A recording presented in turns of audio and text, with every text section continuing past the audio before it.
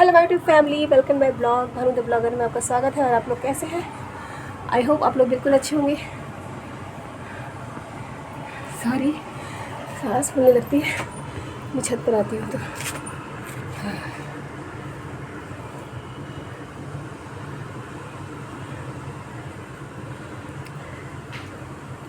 तो मैं आपको ब्लॉग नहीं दे पा रही हूँ 2 दिन से, सॉरी। यहाँ पर मैं छत पर बना रही हूँ ब्लॉगिंग और नीचे मकान मालकिन है,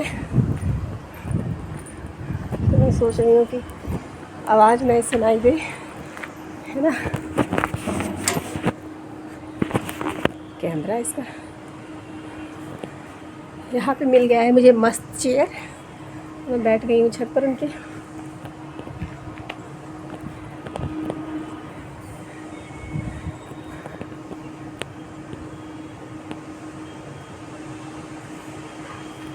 यहाँ की टंकी देखिए, हम पीली पीली हो गई, कैसे मुरझा गई, जल गई है शायद। पानी नहीं रहेगा टंकियों में तो जल ही जाएगा।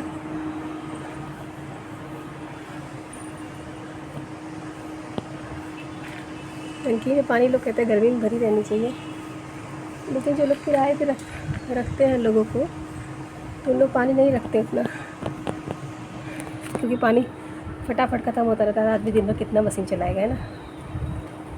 और भाई देखिए, ज़्यादा लोग रहेंगे तो ख़त्म होगा ही। अब जैसे ज़्यादा मेंबर हैं तो आप रख दीजिए 2 टंकी 3 टंकी, 1 टंकी इतनी कम चलेगा।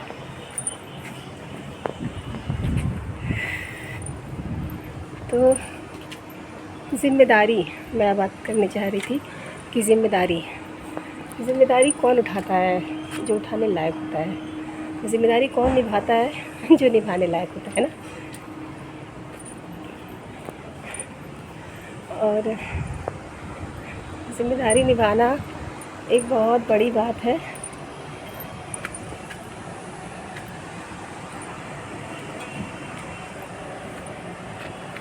यहाँ पर वो बगल में है मिर्चा, अपना लाल मिर्च की डंडी तोड़ रही हैं। तो मैं ये कह रही थी कि ओह सॉरी, जब मैं छोटी थी, मैं 8-9 में थी, मम्मी मेरी बीमार रहने लगी, तभी से मेरे पर ज़िम्मेदारियाँ आ गई। घर के काम में मैं इन्वॉल्व होने लगी, थोड़ा थोड़ा करने लगी। और जब 9-10 तक गई, 10 तक, तो मम्मी का मेरा पूरा जोड़ एकदम पूरा पकड़ लेता था। तो घर का सारा काम करके सुबह 7 बजे मेरा स्कूल था कन्या, 7 बजे के पहले पूरा खाना वाना बना के, मतलब सोचिए मुझे पहले से ही ट्रेंडिंग मिल गई थी ट्रेंडिंग मिल गई थी, मैं हो गई थी ट्रेंड।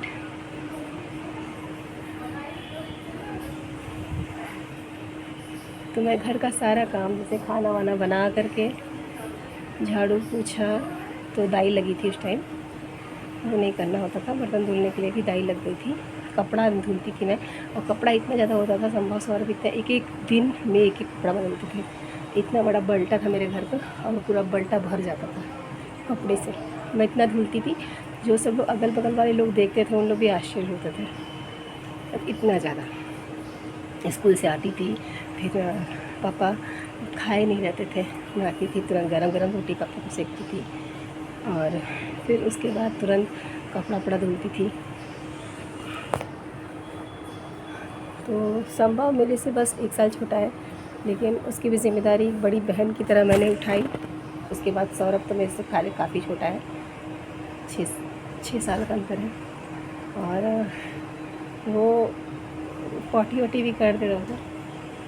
ये सब बताने वाली बातें नहीं हैं, लेकिन मैं सिर्फ इतना कह रही हूँ कि फिर शादी हो गई मेरी। शादी होने के बाद ससुराल में एक नई लड़की को एडजस्ट करना पड़ता है। हर एक जगह की हर एक माहौल अलग अलग होता है। कुछ ससुराल यहाँ फैसिलिटी मिल जाती है, कुछ ससुराल में स्ट्रगल करना होता है। कैसे वहाँ से परिवेश एकदम अलग है। आप यहाँ पे फ्री सारा काम कर रहे हो, लेकिन फ्री होकर बैठो। वहाँ पे आपको दूसरे लिबास में रहना पड़ता है, दूसरे तरीके से रहना पड़ता है। लोगों के सामने उठने बैठने का तरीका अलग होता है, सब कुछ अलग होता है।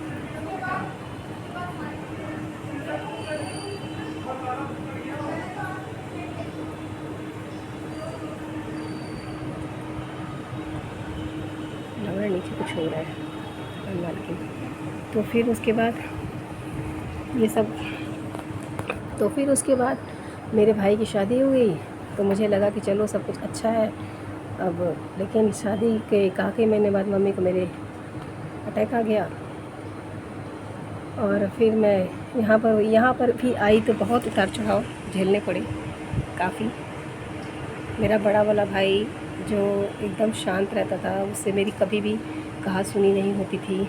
मैं उसको कभी गुस्से में कुछ बोल देती थी तो वो भी जवाब नहीं देता था। लेकिन बाद में शादी के कुछ समय के बाद वो भी मुझसे आर्ग्यूमेंट करने लगा। उसका रीज़न जो भी हो भगवान जाने, मैं नहीं जानती। फिर लेकिन मम्मी बीमार थी, मम्मी को छोड़ के मैं नहीं निकल सकती थी। मम्मी के लिए किया, मम्मी के लिए सब कुछ था कि मैं चली जाऊंगी तो मम्मी की सेवा नहीं हो पाएगी।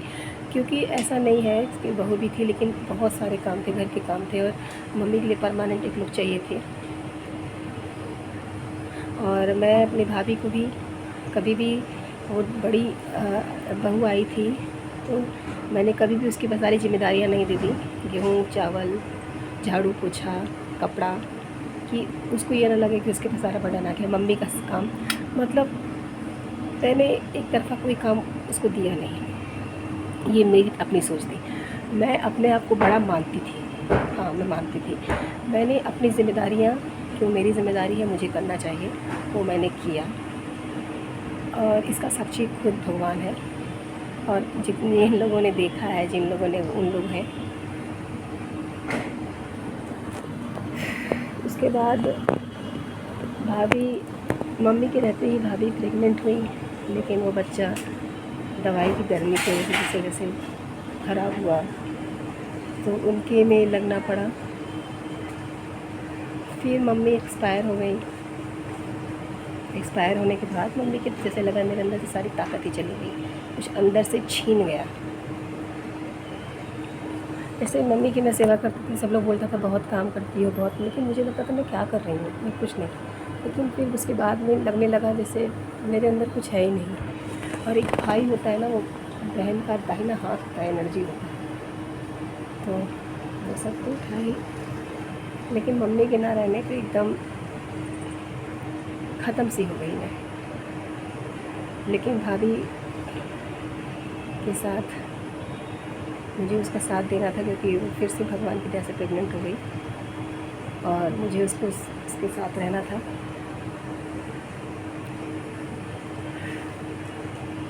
लेकिन फिर बाद में उसको जॉब करना था, वो बाहर आ गई। फिर पापा अकेले हो गए, मैं पापा के साथ हो गई। फिर वो प्रेग्नेंट हो गई तो फिर उनकी दवाई होने लगी। तब तो डॉक्टर ने मना कर दिया उनको अप डाउन करने का। तब तो उनको यहीं पे रहना था, दिल्ली में ही। तो ये हुआ कि चलो ठीक है।